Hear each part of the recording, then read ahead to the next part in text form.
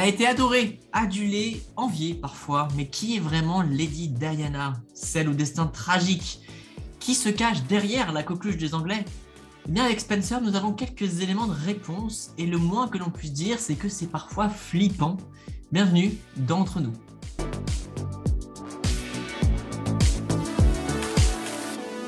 Shannon, welcome à l'English, you know. C'est donc une icône de l'histoire contemporaine qu'on évoque ensemble dans cette émission. Oui, alors je ne vais pas faire l'émission en anglais, je te préviens tout de suite, mon accent est beaucoup trop terrible. Mais bien sûr, on parle de Spencer, donc sorti récemment le 17 janvier en France sur Prime Video, réalisé par Pablo Larraín et avec en rôle principal Kristen Stewart qui interprète Lady Di. Interprétation assez incroyable. Mais ne vous attendez pas à un biopic qui raconte toute la vie de Diana. Au contraire, ce film, donc, présenté comme une fable basée sur une tragédie, Spencer revient donc sur ce qui aurait pu se passer une année lors des fêtes de Noël chez la famille royale au domaine de Sandringham. Le mariage du prince Charles et de la princesse Diana vole en éclats, mais ils ont l'obligation de faire comme si de rien n'était. Le film montre alors la souffrance psychologique qui ronge Diana dans cet environnement qu'elle ne supporte plus. Merci Shannon, un film qui, bon, on va en reparler, hein, mais qui est un peu particulier. Donc, il fallait qu'on le voit de toute façon. C'était, je pense, vu la com qui a été faite derrière, on ne pouvait pas ne pas le voir, après tout. Donc, effectivement, Lady Diana, qui est au centre de cette émission, c'est l'histoire d'une femme torturée et mal aimée de la couronne, qu'on va traiter pendant 20 minutes. Il faut savoir, donc, pour la petite histoire, si vous ne la connaissez pas, c'est que vous êtes dans une grotte, certainement, mais elle est née en 1961 dans une famille aristocrate. Mais son destin va vraiment basculer 17 ans plus tard. Elle était alors assistante dans un jardin d'enfants, le Young England à Pimlico.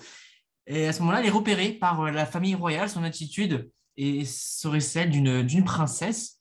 À 19 ans, elle est carrément liée au prince Charles, assez jeune. Elle n'était même pas encore majeure à cette époque. Devant 750 millions de téléspectateurs, donc d'ores et déjà, le cadre était posé. Ça allait devenir une icône qui respire tout ce qu'il y a de plus jeune dans la couronne, donc ce qui n'existe pas vraiment dans cette image. Sa personnalité va cependant vite déranger. Elle est certes jeune, belle, mais elle est surtout drôle et elle devient un peu la star de la couronne, quitte à masquer un peu la reine et tous les personnages aux alentours. Elle diffuse aussi une image qui n'est pas très bien reçue par cette couronne, par notamment la reine-mère. Elle est à contre-courant et la série le montre très bien. Elle est un peu contre les traditions, qu'elle trouve un peu obsolètes, inutiles. Elle essaie de casser les codes en vain. C'est pas si évident que ça. Et il faut savoir, bon, malheureusement, et comme je nous en a parlé, c'est que son couple, enfin la vie de femme mariée ne va durer que 2 ans. Ils se séparent en 1992. Le divorce, lui, ne sera prononcé qu'en 1996 parce qu'il y a aussi ce petit problème de la communication sur le mariage, sur le divorce surtout, pardon, qui ne passe pas. Il ne faut pas montrer l'image d'une couronne divisée et pourtant, c'est ce qu'elle incarne. Après le divorce, elle va fréquenter, enfin même pendant le divorce, elle va fréquenter d'autres garçons. Elle va garder certains avantages dès 1996, un appartement, des bureaux, une vie malgré tout de luxe. Mais c'est le 31 août 1997 qu'elle trouve la mort à la suite d'un accident de la route sous le pont de l'Alma à Paris. Les circonstances sont encore très floues. On a différentes thèses qui vont un peu dans tous les sens. Certaines accusent la couronne d'avoir perpétré cet accident. D'autres estiment que c'est Diana qui n'avait pas mis en place les consignes, enfin, qui n'avait pas appliqué les consignes de sécurité. Bref, on a un peu de tout et n'importe quoi. On ne sait pas encore, et peut-être qu'on ne saura jamais. Ce qui est sûr, c'est que 20 ans après, l'icône Diana Spencer reste figée. C'est vrai que ça reste un personnage qui est toujours très admiré. Elle fait l'objet quand même de plusieurs adaptations. On a vu une adaptation récemment dans The Crown. Je ne sais plus quelle saison, je suis un peu perdue. 4, je crois. 5, ouais. Non, Ouais. saison 5, je crois. Saison 3. Et je sais rien, je crois qu'on est perdu. Non, saison 4. Saison 4, tu avais raison peut-être.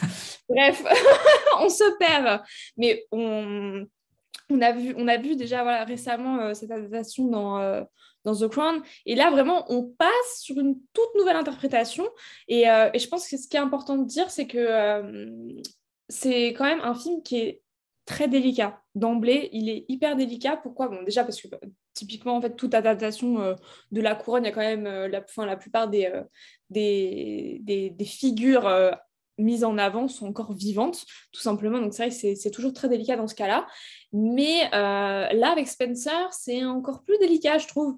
Le film commence sur cette appellation, cette expression que c'est une fable basée sur une tragédie. Donc, comme tu l'as expliqué juste avant, c'est vrai que Diana a connu un destin tragique. Et là, le côté fable, en fait, ça veut mettre en avant le fait que c'est une fiction. Et sauf que le problème, c'est que c'est pas vraiment... Enfin, ça reste quand même assez tourné d'une manière où, oui, bon, ça pourrait être un peu vrai. Donc, là, en fait, il y a une limite qui est hyper floue. Et je pense qu'il faut quand même voilà, garder en tête qu'il faut prendre du recul sur cette histoire. C'est certes inspiré de faits réels, on le sait. Diana, elle avait quand même des problèmes. Elle était quand même hyper touchée psychologiquement par tout ce qui s'est passé, son intégration dans la famille royale, son mariage, etc. On sait qu'elle souffrait par exemple de troubles alimentaires. Mais là, c'est vrai que Spencer, en fait, montre tout ça, mais de manière hyper poussée. C'est vraiment... moi, je le qualifie carrément de film psychologique parce qu'il se concentre totalement sur le point de vue de Diana, sur ce qu'elle ressent, ce qu'elle imagine. Et donc, on peut forcément penser que c'est... on n'est pas Diana, on ne sait pas ce qui s'est passé vraiment dans sa tête. Et donc voilà, je pense qu'il faut vraiment prendre du recul, mais c'est vrai que c'est assez flou parce que le film est aussi considéré comme un biopic. Mais biopic, certes, c'est des personnages qui ont existé ou qui existent encore, mais ça reste quand même une interprétation hyper libre.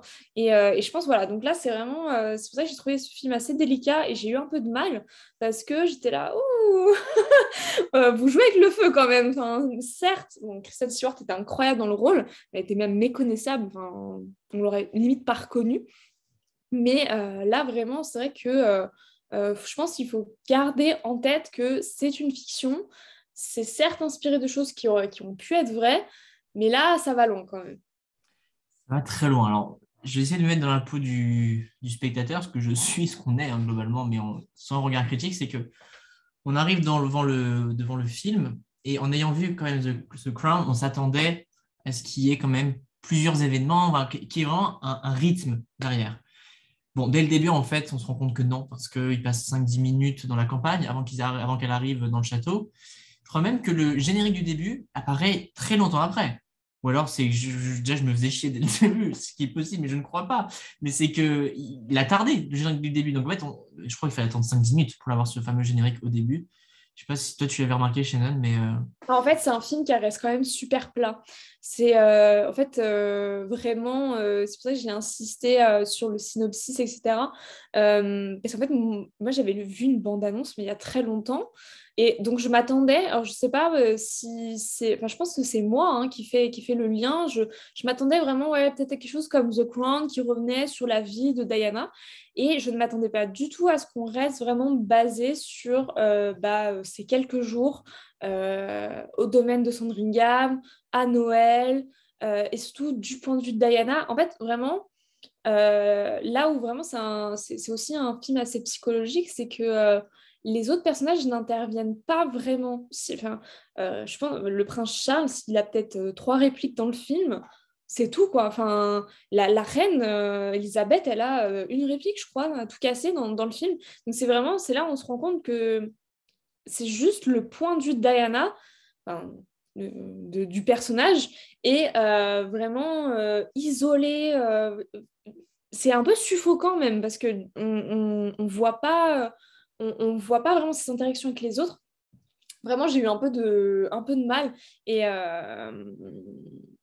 et ça reste délicat et en parallèle, comme tu dis, du coup, ouais, c'est un film plat et donc on peut vite s'ennuyer en fait. Parce qu'on ne s'attendait pas forcément à ça et il y a beaucoup de plans séquences, donc forcément ça rajoute de la longueur. En fait, finalement, voilà, il ne se passe rien à part assister, être témoin à la détresse psychologique de Diana en fait. c'est ça. Alors, là, j'essaie un peu de reprendre les scènes qui m'ont interrogé, pour ne pas dire choqué pour certaines. C'est que dès qu'ils arrivent dans le château, ils doivent se faire peser. Donc, c'est incroyable. Je ne sais pas si ça, mais ils doivent prendre 3 kilos ou ils doivent plus prendre autant de kilos pour montrer qu'ils se sont régalés pendant, bon, bref, pendant le repas de Noël. Ça, c'est une chose. Ensuite, ils sont dans un château qui est reculé, mais quand même, ils doivent fermer les rideaux à tout le temps, surtout quand ils changent pour pas qu'il y ait des photographes, des paparazzis. Ça fait peur. Ça fait très peur. Le fait qu'ils aient des robes, des tenues pour chaque événement, elle est suivie constamment par une personne qui se dit être là pour la protéger, éviter qu'elle soit mise sous un mauvais jour devant les paparazzis. Euh, il y a également le fait que ces garçons sont là aussi et qu'ils essayent, même si ils parlent quand même, hein, il y a aussi les enfants qui parlent, mais très très peu, surtout un qui essaye un peu de protéger sa mère ou de l'alerter quand ça va pas. Bon, Et William, ouais. voilà, c'est assez relatif comme succès, mais qui est là, qui apprend à chasser. Enfin voilà, et aussi le fait qu'on découvre qu'elle a des troubles de l'alimentation, donc elle se fait vomir. Ça, c'est une fois, d'accord, mais alors 3 fois, 3, 4 fois, c'était beaucoup trop. Le film insiste beaucoup là-dessus. Je sais pas si tu as remarqué. Ouais, En fait, bon, déjà, bon, il y a les scènes où elle se fait vomir, qui sont très crues. Faut le souligner. Je conseillerais pas ce film à quelqu'un qui a des troubles alimentaires déjà au départ, en fait. Déjà, c'est un film psychologique, donc ça plaît pas enfin, ça plaît pas forcément à tout le monde. Et si j'avais su que c'était à ce point-là, je suis pas sûre que je l'aurais regardé. Mais en plus de ça, il y a vraiment des scènes très crues sur les troubles alimentaires, sur la mutilation, sur voilà. Et moi, j'avoue que ça m'a un peu choquée. Donc, je pense que ça aurait mérité un avertissement quand même au début. Je sais pas, je sais que par exemple pour The Crown, je sais pas si tu te souviens, mais avant les épisodes sur Diana, il y avait souvent un avertissement sur fond noir ou je sais plus qui disait cet épisode va montrer des troubles alimentaires.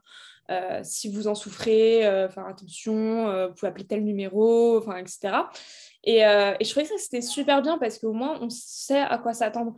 Et là, on a beau savoir qu'elle a des troubles alimentaires, là, il le montre vraiment. Enfin, c'est cru, quoi. Et ouais, bah, si vous avez des troubles alimentaires, regardez pas ça, en fait, parce que c'est pas bien, enfin, c'est pas bon, quoi. Donc après, je comprends l'envie de vouloir être cru, de montrer, et montrer ça, mais c'est délicat, c'est un film qui est enfin, sur Prime Video, il est marqué à 16 ans et plus, mais je trouve qu'il est pas, enfin c'est pas assez mis en avant que c'est 16 ans et plus, donc faites attention quand même. Et donc oui, on voit que les troubles alimentaires sont vraiment, c'est quelque chose de central, donc on la voit se faire vomir, on voit ses appréhensions, etc. Et surtout, je sais pas si tu as remarqué, mais on a de multiples séquences de la cuisine, tu sais, quand ils cuisinent les plats. Et en fait, à la base, on est un peu en train de se dire, mais pourquoi en fait on voit tout le temps les cuisiniers en train de préparer les repas, enfin, ça sert à quoi dans l'intrigue? Et en fait, c'est pas que ça sert à rien dans l'intrigue, mais c'est juste, ça met l'accent sur le fait que bah, ils en font, bah, c'est un peu le cas de le dire, ils en font tout un plat des repas. Et c'est hyper important, même d'ailleurs, Diana, dans le film, elle se fait attendre à chaque repas parce que normalement tout le monde est censé arriver avant la reine Elisabeth et au final elle arrive souvent en retard et tout parce qu'elle essaie de repousser ces moments-là, mais elle ne peut pas y échapper. Et je pense que voilà, montrer fréquemment dans le film les préparations de repas, c'est mettre en avant en fait ces troubles, c'est mettre au centre ces troubles alimentaires. Et sinon, à un moment donné, il y a le chef cuisinier qui dit je veux que la princesse de Galles se régale, un truc comme ça. Mais en fait, c'est hyper ironique parce qu'en fait, elle va pas se régaler, quoi, parce que en fait, elle va se faire vomir après. Et alors après, est-ce que le chef cuisinier le savait? C'est pas clair, hein, mais sachant quand même que dans la famille royale, en tout cas, il le savait, surtout Charles. En tout cas, dans le film, il en parle à un moment donné. Et ouais, c'est assez cru quand même. il y a un moment quand même, elle se fait à bouffer comme pas possible dans la réserve le jour de Noël. Donc on a vraiment les deux contrastes. Ce qui était perturbant, c'est qu'il y avait souvent ces répétitions. L'autre répétition, c'est quand elle se met à craquer. Ça montre sa fragilité à toute épreuve. Elle n'est même pas capable de tenir un repas ou de faire semblant de tenir quand elle est face à d'autres personnes. Et en fait, à chaque fois, on a l'impression de revenir au point de départ, de dire que en fait, non, elle veut voir personne, elle veut faire sa vie, elle veut partir le plus vite possible. Elle essaye d'être soutenue par du personnel, mais même le personnel, bah, peut pas faire grand-chose parce que tout se sait. Ça aussi, c'est incroyable, c'est que les murs parlent, ils le disent. C'est-à-dire, tu peux même pas chier tranquille, quoi, limite. C'est un peu ça, mais c'est Et juste oui, dingue. Donc ça non, mais renforce un peu cette c'est. idée de prison un peu dans laquelle c'est même plus un endroit paisible. Mais je pense que c'était le but du film, hein, et surtout, en fait, c'est assez paradoxal ce côté où tout se sait, mais en même temps, il n'y a pas de communication dans cette famille, tu vois. Genre, enfin, pas de communication assumée et ouverte. C'est assez paradoxal, mais je pense que c'était le but du film, même. Enfin, on n'a pas forcément apprécié tous les deux, mais je pense que c'était aussi le but du film, c'est de nous faire suffoquer comme Diana suffoquait dans cet environnement-là. Et comme elle ne supportait pas cet environnement-là. Mais en fait, ce qui est assez aussi hyper délicat, c'est que vu que c'est psychologique et qu'on s'attarde sur l'effet que ça a, voilà. En fait, on ne s'attarde pas vraiment sur les causes. Par exemple, la tromperie de Charles avec Camilla, en fait, elle est sous-entendue. Si vous voulez découvrir l'histoire de Diana et Charles dans ce film-là, en fait, vous n'avez rien capté, quoi, parce que en fait, c'est sous-entendu. À un moment donné, on voit Camilla, mais en fait, faut se dire, ok, oui, c'est Camilla. Enfin, c'est pas dit explicitement, c'est Camilla, quoi. Donc, c'est vrai qu'on ne voit pas vraiment les causes de ce qui rend Diana dans cet état-là.